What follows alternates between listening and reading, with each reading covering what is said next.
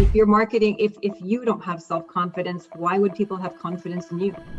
Just like the big brands out there, they have core values. You need to figure out your core values and align your business and your messaging around those core values. Even as a coach with all the years of experience, you still need a coach, because how are you going to keep going to the next level? Hi, my name is Avi Arya, father of 2 girls, 6 dogs, husband to a superwoman, a streetcar racer turned hotelier, then marketer and founder of Internet Moguls. What up, Internet Moguls? Hey, ladies and gentlemen, I hope you're all doing well. Thank you for coming. We have a special guest, and I'm now going to invite her online. Mellissa Dawn, welcome to the Internet Moguls Masterclass. Quickly give us a little bit of a background about who you are, where you come from, and we love the CEO of your life, all of that, and then we'll go into Q&A. Okay, my background. So I always wanted to study, I wanted to do a PhD in psychology. And my dad was like, no, as long as there's capitalism in the world, you have to study business. That's your maternal instincts. So I studied business. I got my bachelor's of commerce. I did everything right. I worked my way up to VP marketing, and I was never happy. And I was always hanging out in HR and helping out with talent management. Really? And then after I got my second divorce, I'm like, my professional life was going well, my personal life, not so much. And I was a single mom at the time. And somebody recommended that I see a life coach. And I'm like, a life coach? What's a life coach? And they're like, it's somebody that helps you to get clear on who you are and to bring that forward into the world. So I did my Google research. I found a life coach. I signed up for a 6-month program. I had no idea what I was getting into.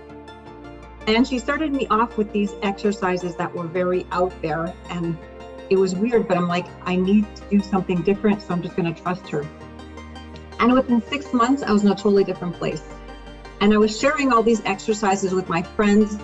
And in 6 months, they were in a totally different place. I'm like, wait a minute, there's something here. And I want to share these tools with everybody. So I did my coaching certification at night. I started building my business, and my plan was when I had enough clients, I would leave. But when you start doing something you really love, and then you're at your job, and then your boss just frustrates you a bit too many times. So I quit ahead of schedule. And within 6 months, I had made up my VP marketing salary. Oh, wow. Yeah. Fantastic. So what would have normally taken 10 years in climbing the corporate ladder, following your own passion, maybe it took 6 months. But I'd also like to draw, sort of put a perspective to this, and in a question format. 10, 15 years of hard work to go to a level VP salary, and then 6 months to be able to do this.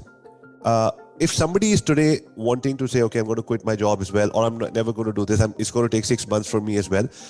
What I'm trying to understand is all the learnings that happened while you were doing your job, or understanding people, understanding cultures, understanding workplace insecurity, ego, all of those things that you saw with the seniors all over.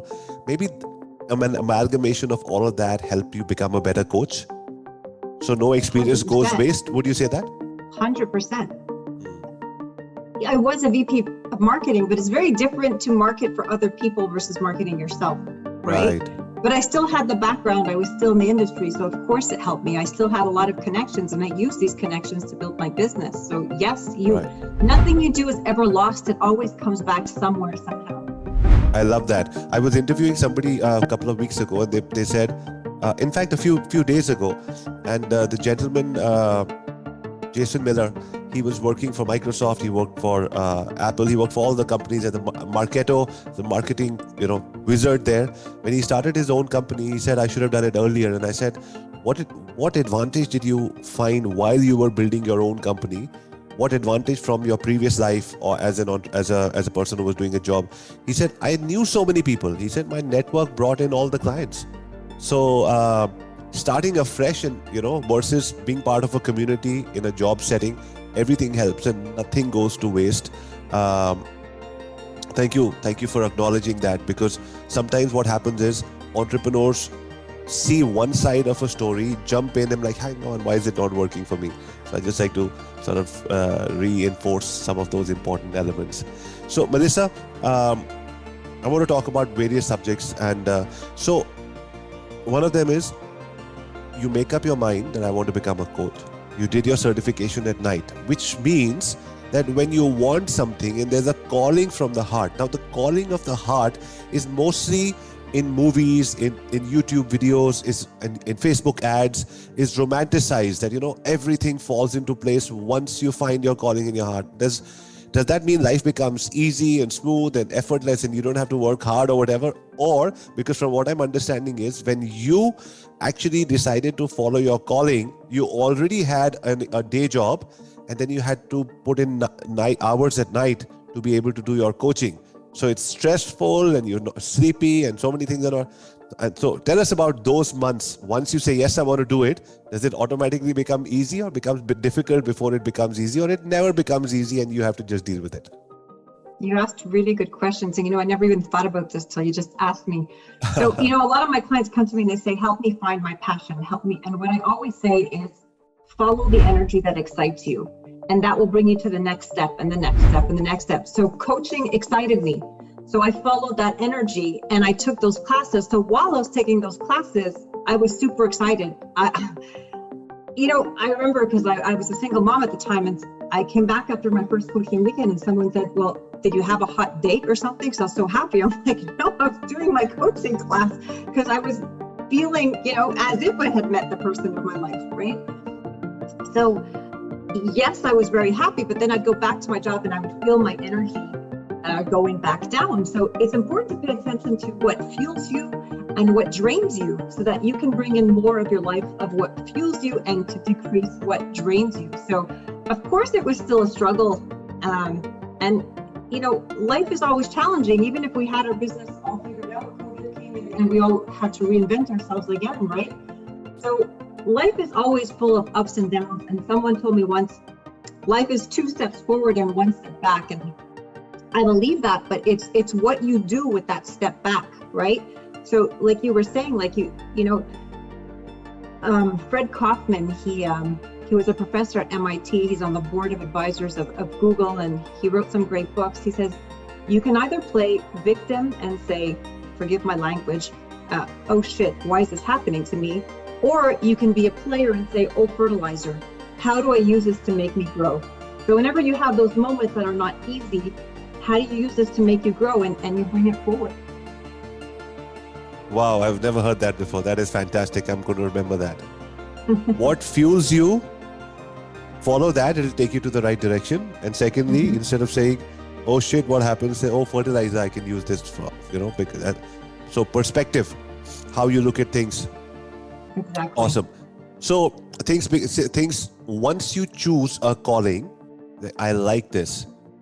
You must understand that it's not an instant switch, because whatever you're doing in your 10, 12 hours of your day, you will have to maybe put in extra time to then follow your calling, because you call it the universe or you call it responsibility for the self.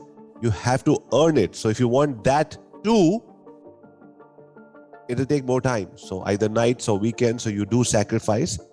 Once you get all of that, and then most people say, I'm going to jump. Okay, I've got my coaching degree and I'm going to jump.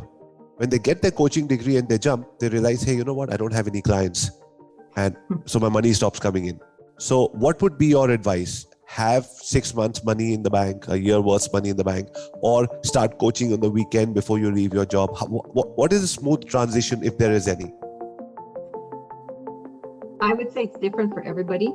So I had hired a coach at that time and she told me, jump and the net will follow. Was she right? Yes, but I was a single mom, and when I did make the jump, I did it prematurely. I didn't have that money on the side, but I did have clients and I knew what worked.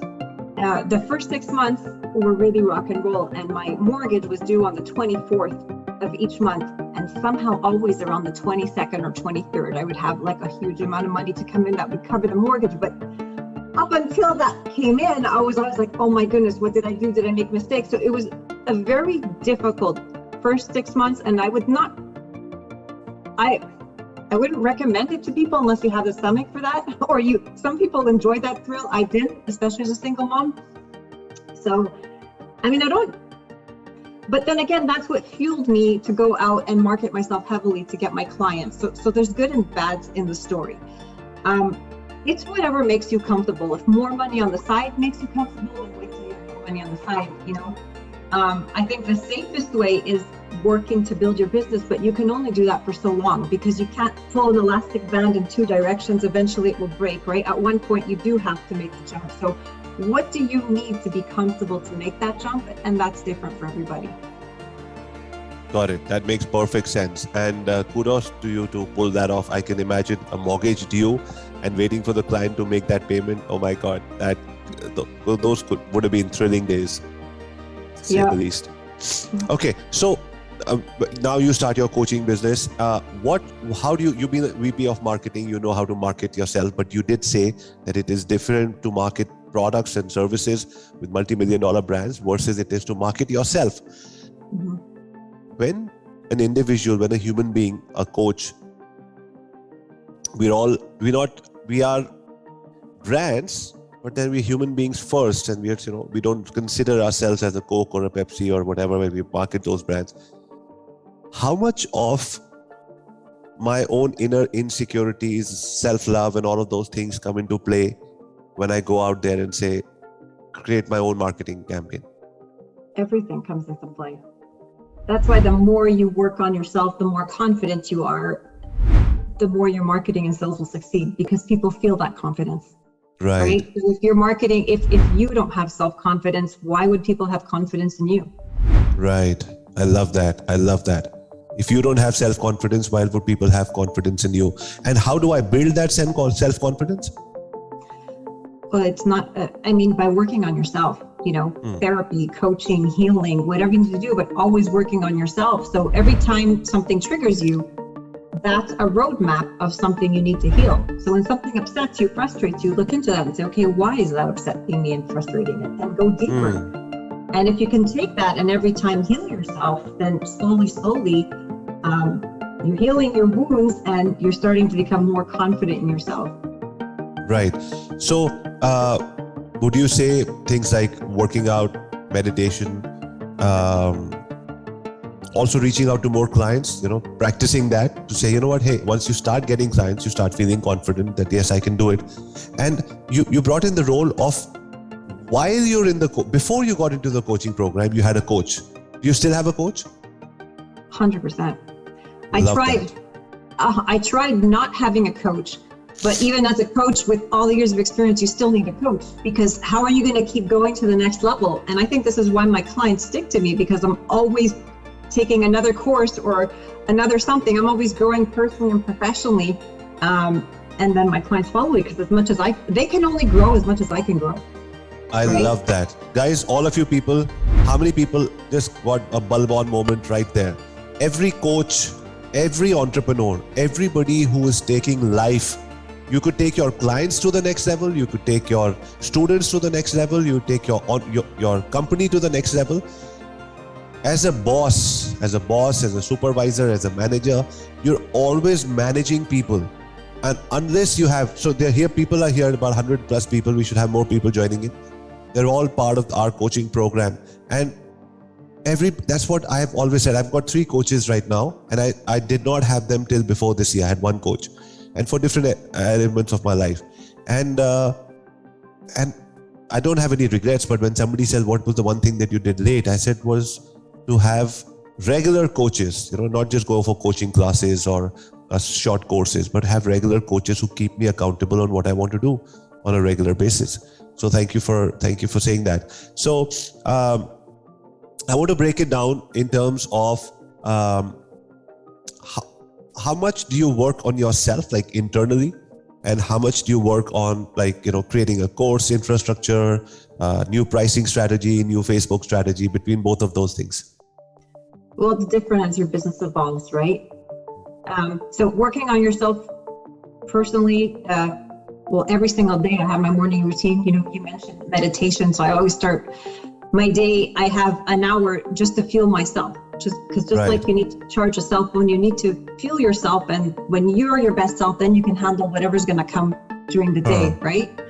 So my morning routine is meditation, yoga, journaling, visualization. That's daily.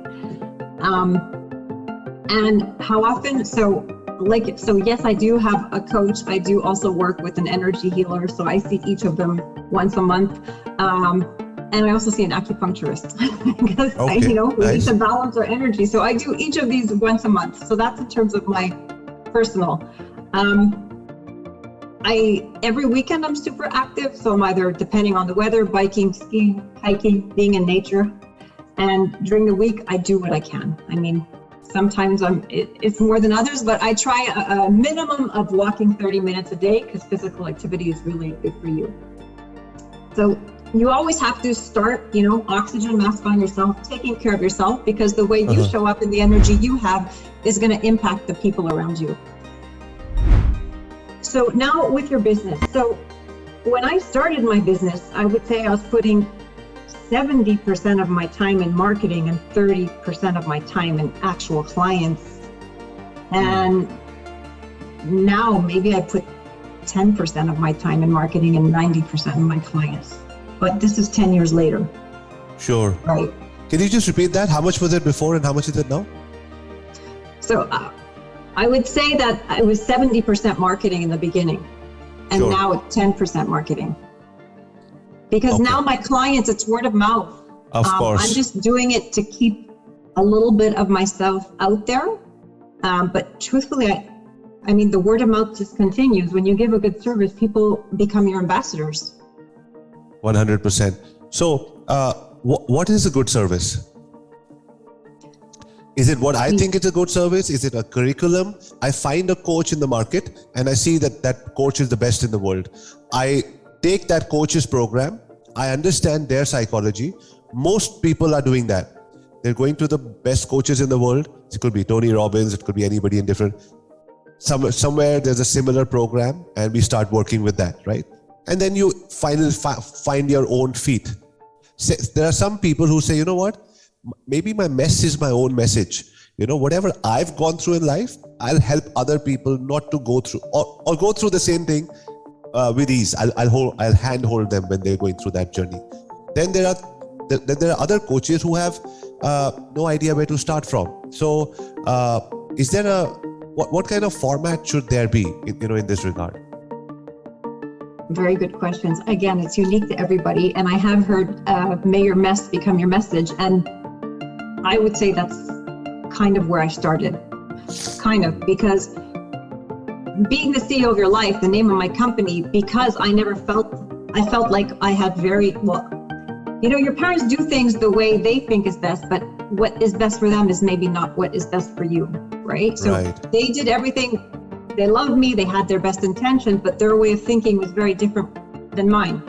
So I didn't feel I could follow my passions.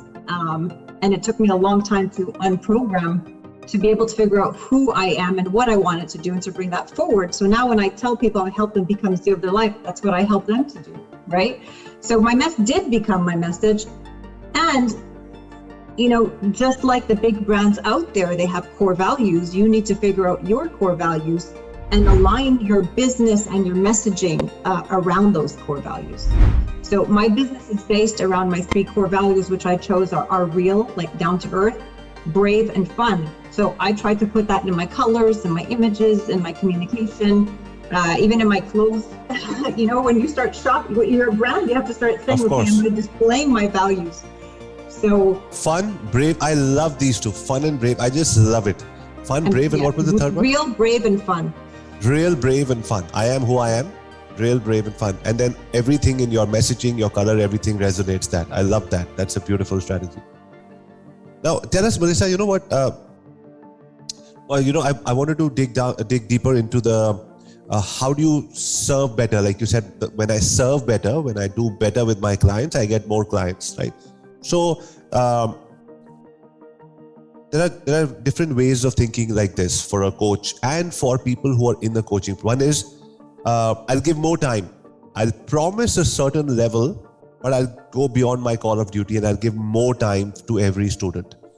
But then that also means that sometimes that you don't let your students or your clients do the work themselves, and then they get dependent on you. And I've seen that throughout the years, that sometimes people just, you withdraw those additional hours and they don't do anything.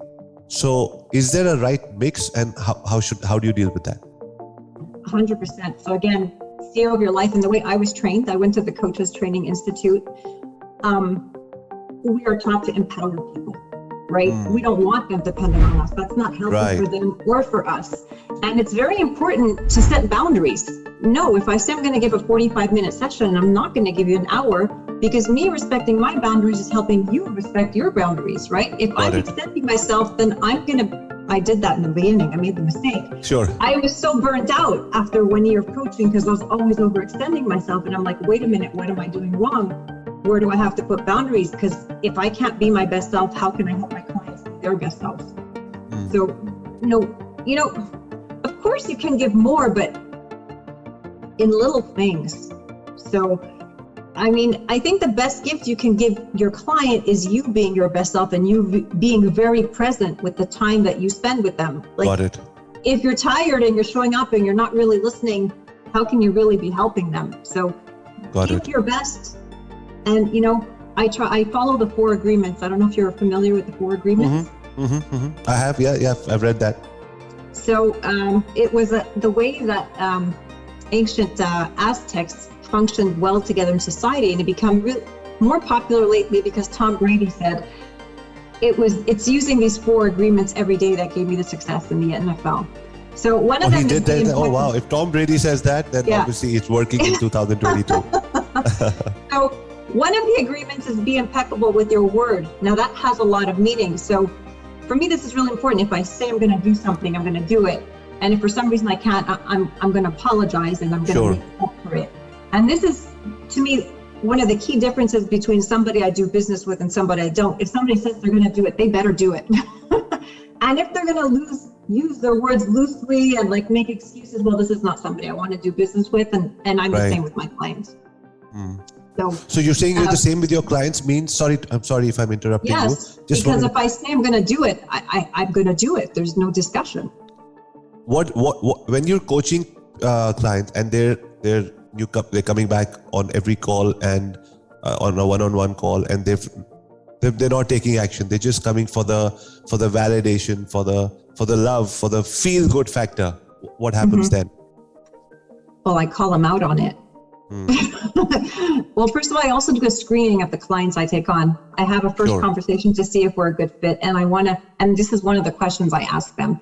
I'm like, are you ready to do the work? Because if you're not ready to do the work, I'm not the right coach, because I'm a high achiever and I feel good when my clients have results. So, of course life happens and we might be sick and something might happen, but then we'll talk about it. Okay, what's getting in the way of you achieving your goals? What's getting in the way of this happens? And I always try to identify what's getting in the way so that they can then move forward and do it. And you have to understand that some clients move very quickly and some clients move very slowly. And you have to meet the client where they're at. But as long as they're always making progress, that's what counts. Got it. And this has been fantastic, Mellissa. Thank you very much. I'll definitely be in touch. Thank you, Mellissa. Thank you for your time. Take care. Thank you.